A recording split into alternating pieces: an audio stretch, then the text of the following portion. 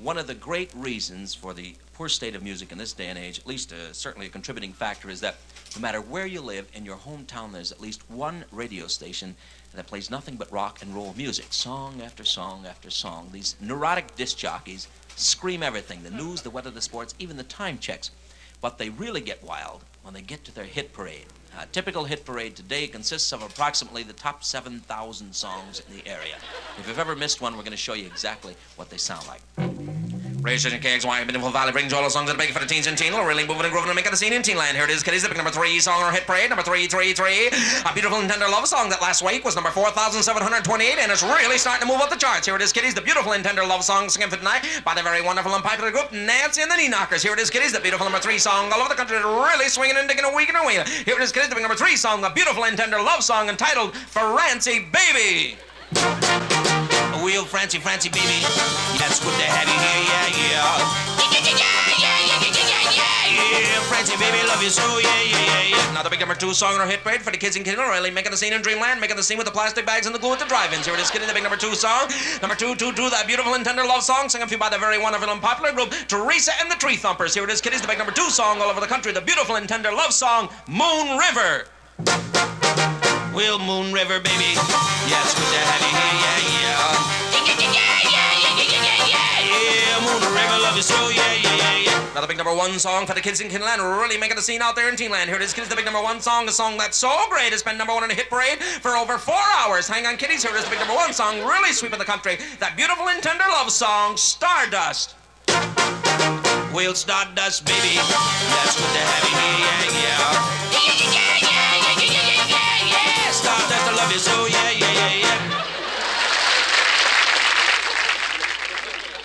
But if this trend continues, soon enough we'll see a complete reversal in tactics. A very good singer's going to happen along, take a bad old song, and do it like this.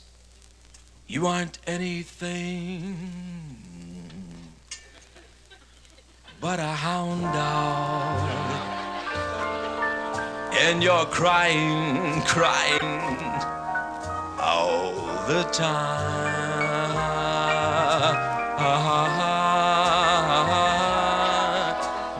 My darling, you've never caught a rabbit, so you aren't no friend. There I go. There I go down the street. Every time I see you walking by my door, I know that you're my AKC registered hound dog. Don't forget your distemper shots and your charcoal tablets. Makes it some gravy right in the bowl. All you add is love. And don't forget some cold water in case of incompatibility.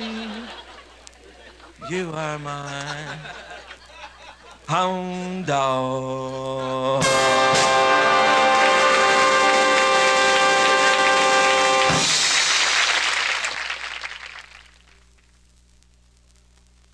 This little number we're about to discuss with you now very quickly has to do with the science of semantics. Now, those of you who are indeed college graduates know that semantics is the science of salmon with ticks. And that's hard to treat because you got to line them up single file and run them through the baths, and you got to have Frankie Lane to sing. Move them up, roll them out, whatever they do. So anyway, it is the science of mankind's ability to communicate and decipher his communications with one another in this confusing day and age. And even with our transmittal satellites, stationary orbital satellites, with our miniaturized and transistorized circuitry, we still lack a real sense of efficiency the way we had with some of the seemingly antiquated methods of communication. Some of them just gone by, mind you, not too many years back, I think really had it all over on the present-day methods where efficiency is concerned. In one, maybe some of you remember this, most of you should, I'm sure, when folks lived in large tenement houses and you didn't have an intercom or a phone system. You know, if you wanted to get a hold of the janitor at night to get some heat, you'd take a wrench or something and you'd bang on a radiator. You know, and if the janitor heard those knocks and he wanted to reply, he'd bang on a pipe in the basement. By doing that, you could communicate. Proving a point, I will show you a typical conversation that went on one cold morning between a tenant and a janitor. Now, this tenant arose cold, so he went over to the radiator and said to the janitor, meaning, hey. And the janitor, of course, replied, what? And then the conversation began. The tenant said, which meant simply, let's have some heat. See? Well, the janitor knew what it meant, but he was a little juiced up from a party the night before, very comfortable in his bed, so he replies on the pipe of the basement, which meant, go back to bed. Now, understandably, the tenant didn't like this, so he tiptoes back to the radiator, and this time you can hear it with a bit more emphasis as he says, hey, janitor, you heard me. Let's have some heat. Janitor still had no eyes to climb out of bed, so once again, go back to bed. Now that did it. The tenant was in a rage. He storms to the radiator and says, janitor, you lazy son of a... Let's have some heat. What do you think the janitor replied?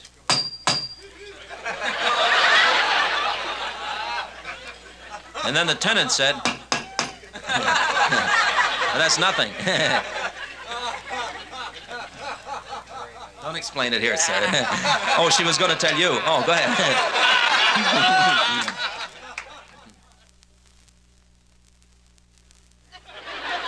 Now, seriously, folks, I would like very much to point out to you, good people, an idiosyncrasy of communications that is native only to our continent.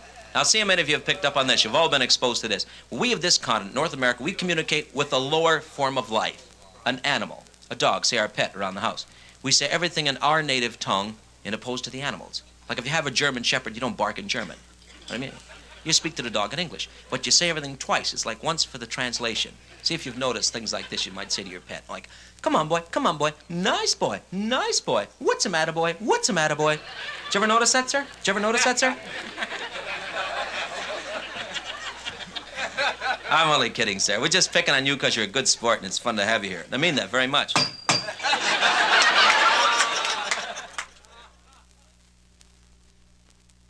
I borrow a cigarette from you, sir? Do you have an extra cigarette you can loan me? Pass it right up here, will you, sir? We got a lighter I can borrow? It's very nice. May I read this little inscription on here, sir? Thank you. We of this organization are very proud to present to this magnificent young man on this meritorious occasion this gift which is indicative of the tremendous services he had rendered the many years he has been associated with the organization. Therefore, we feel that in behalf of his conduct, the tremendous integrity and honesty which has been beneficial to the entire organization, the bookkeeping, fire, therefore, the ostentatious occasion wish to present at this time this magnificent trophy which we feel is indicative of the tremendous feeling which we himself have been advised the many years he has been with the company. However, in behalf of the organization, on behalf of the longevity governed therewithin, we thereby present this magnificent gift on this ostentatious occasion, the presentation of this gift which is not only beneficial to ourselves but also to the organization. However, we feel that inasmuch as it was done with this television, made in Japan. I know a lot of GIs. Are